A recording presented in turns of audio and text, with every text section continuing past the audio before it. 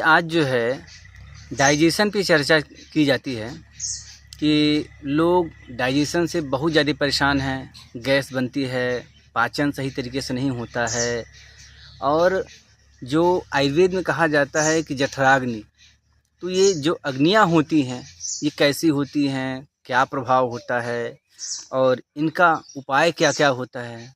ये सारी चीज़ें जानने के लिए, चर्चा के लिए आइए एक बार पुनः स्वागत करते हैं वैद्यराज डॉक्टर कुमदेश पाठक जी का।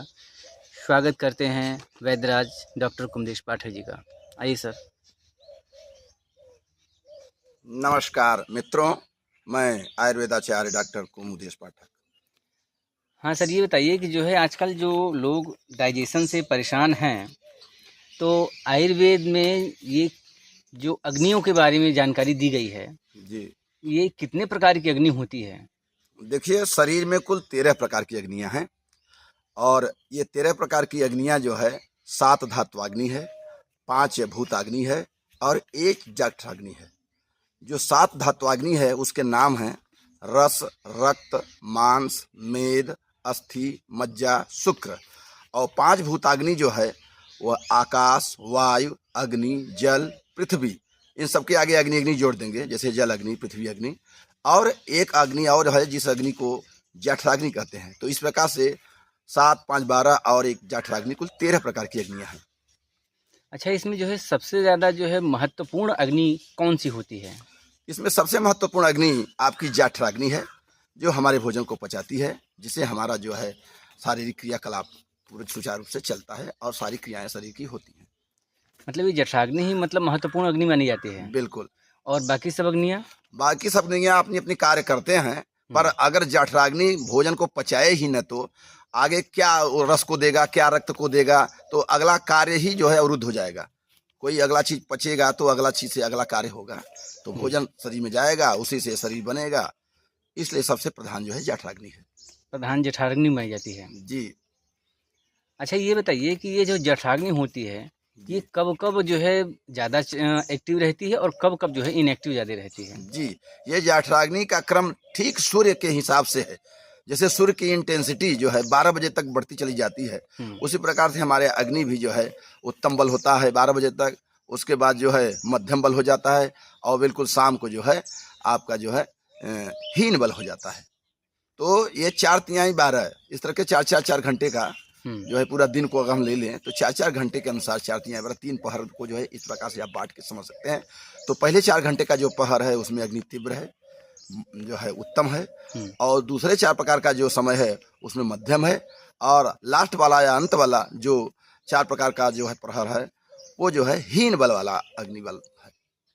अच्छा वैद्य जी, आप ये बताइए कि जो ये बाल भोग होता है, जी इसके बारे में आपके क्या विचार हैं? बाल भोग देखिए 8 बजे के पहले आप जैसे बच्चों को कुछ न कुछ उठते ही दे दिया जाता है, उस समय उनकी अग्नि तेज होती है। तो ठीक इसी तरह से आप भी एक रोटी आधा रोटी कुछ न कुछ अवश्य लें 8 बजे के अंदर। यही बाल भोग है। इसे अंग्रेजी में ब्रेकफास्ट भी कहते हैं लोग। जी जी जी जी और अपने गांव देहात में लोग इस तरह भी करते हैं कि बच्चे जैसे उठे तो माताएं जो है उठ करके बच्चों को सबसे पहले कुछ न कुछ भोजन की व्यवस्था उनके लिए अवश्य करती हैं, जी क्योंकि उनकी अग्नियाँ जो हैं बड़ी तीव्र होती हैं। जी वो कुछ भी खाएंगे उनके लिए सब कुछ पच जाएगा, क्योंकि वो जो है अपने खेल कूद और शारीरिक श्रम बहुत अच्छी तरह से करते हैं। एक्टिविटी उनकी ज़्यादा होती है। उनकी एक्टिविटी ज़्यादा होती है। जी जी और बड़े लोगों में होता क्या है कि लोग ज़्यादातर एक्टिव नहीं रह पाते, जी वो अपने काम में व्यस्त रहते हैं, जी जिसके कारण उनकी अग्नि थोड़ी सी कमज़ोर हो जाती है बच्चों की अपेक्षा। बच्चों की अपेक्षा। ठीक। अच्छा, ये बताइए जैसे अगर मान लीजिए कोई अतिथि आ जाता है आपके यहाँ भोजन करने, मतलब अतिथि आता है, जी तो आप उसको भोजन की व्यवस्था मतलब कैसे क्या किया जाए उनके लिए?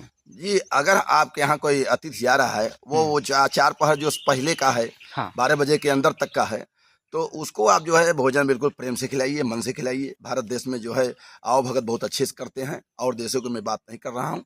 तो 12 बजे के अंदर अगर आप उसको खिला रहे हैं, वो पद्मासन में बैठ करके खाना खा रहा है आपका अतिथि, उसको बिल्कुल मन से खिला रहे हैं, तो वो चाहे जितना खा ले इतना बल उत्तम होता है।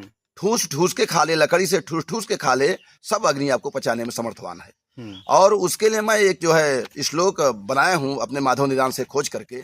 वो श्लोक इस प्रकार से है कि हा हा देहम हूँ देहम देहम शिरसी कंपने हस्तस्य चालने देहम न देहम व्याघ्र झंपने। इसका मतलब है कि अगर वो अतिथि कह रहा है कि हाँ हाँ हाँ हमको मत दीजिए, तो भी आप दे दीजिए, पूरी कचौड़ी जो भी बनाए हो। हूँ कर रहा है तो भी दे दीजिए। और हस्त से चालने दे हम, हाथ हिला रहा है तो भी दे दीजिए, सिर हिला रहा है तो भी दे दीजिए। न दे हम व्याघ्र झंपने, यानी अपने पत्तल को या थाली को वो बाघ की तरह छाप ले तो समझ जाइए कि उसका पेट भर गया है, तब आप मत दीजिए। इसको एक बार फिर से सुन लीजिए। हाँ हाँ देहम, हूँ देहम शिरसी कंपने, हस्त से चालने देहम, न देहम व्याघ्र झंपने। अच्छा, ये सारी चीज़ जो आपने बताई हैं, ये तो ग्रामीण अंचलों में जो है, जैसे आप कहीं बारात में कहीं और जगह लोग जाते हैं या किसी जगह जाते हैं तो वहाँ भी लोग यही करते हैं। बिल्कुल बिल्कुल बिल्कुल, प्रेम से खाना खिलाते हाँ, हैं और अंततः आपका पेट भर ही देते हैं, मन और आत्मा को संतुष्ट कर ही देते हैं।